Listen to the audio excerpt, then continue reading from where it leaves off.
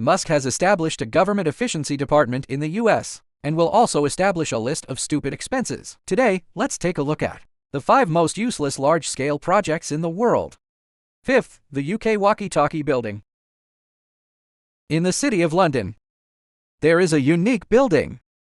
Number 20, Finchley Street, costing £200 million.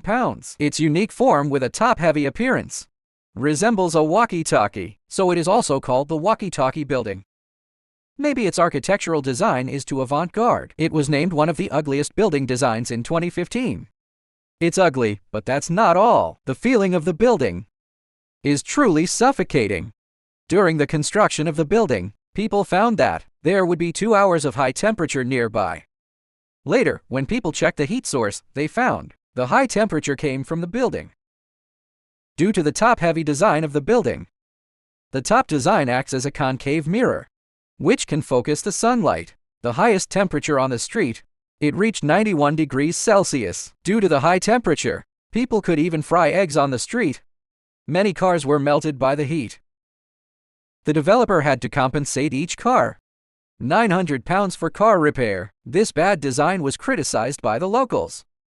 As a result, the building also got a nickname Death Ray Building. To solve this problem, the developer finally added a sunshade to the top. Then the building became even uglier. For the locals, this building is really worthless.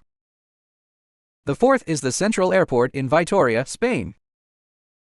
Spain is an important tourist country in Europe, so the Spanish government built this airport, hoping to relieve congestion at Madrid Airport. The new airport's runway length ranks in the top 5 in Europe. It can receive 10 million passengers per year. However, all the plans stopped in 2012 due to the bankruptcy. The only reason is that it is too remote. Although it is called the Central Airport, it is not located in the city center. It's over 200 kilometers from Madrid.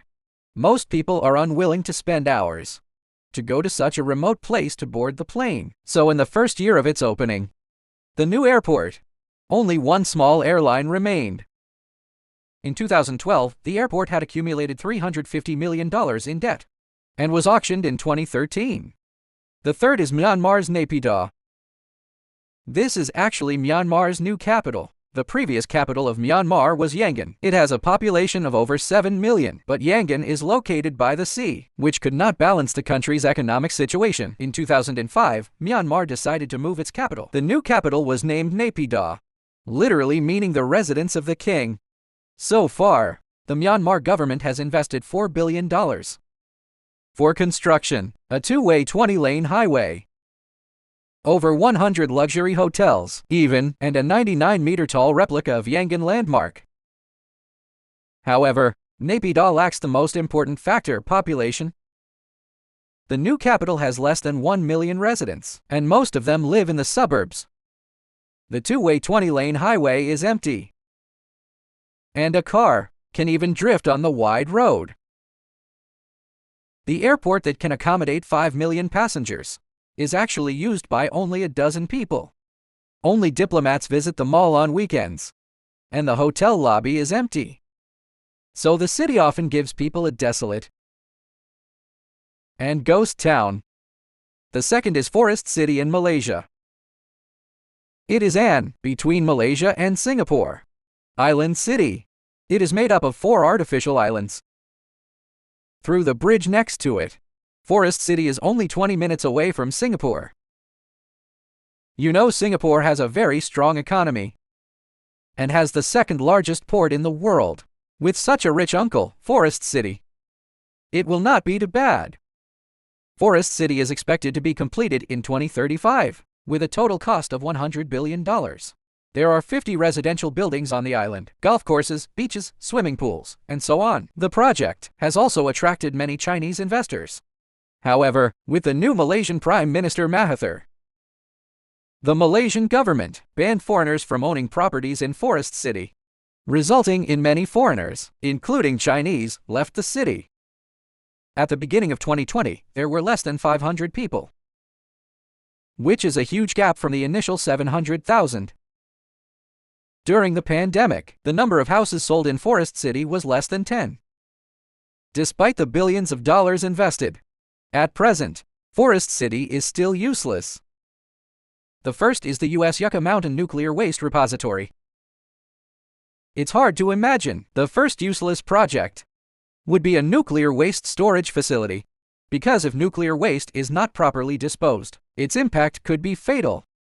The scientific community agrees that the safest and most permanent disposal method is to bury these microscopic nuclear waste deep underground. In 1987, Yucca Mountain in Nevada was identified by the U.S. government as the best choice. It's close to the most commonly used nuclear test site and away from densely populated areas. The original plan was to store all the nuclear waste be stored in Yucca Mountain, in a 300-meter deep tunnel group.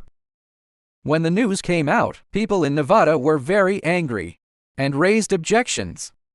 Some said it would pollute nearby water sources. The water source is also an important source for downstream Native Americans, and the nuclear waste will affect the tourism industry. Some people also believe that, because Nevada has too few representatives in Congress, that it had no say. When Obama took office, the entire project had become highly politicized. In 2010, the Obama administration thought it wouldn't work and stopped funding it. 3 years later, the federal court ordered its resumption.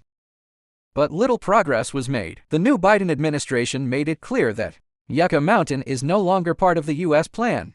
After 30 years of efforts, the people of Nevada seems to have won the battle. After decades of project planning and legal disputes, and over $17 billion in funding, Yucca Mountain project has become a useless large-scale project. What other interesting projects do you know? Welcome to leave a message in the comments section.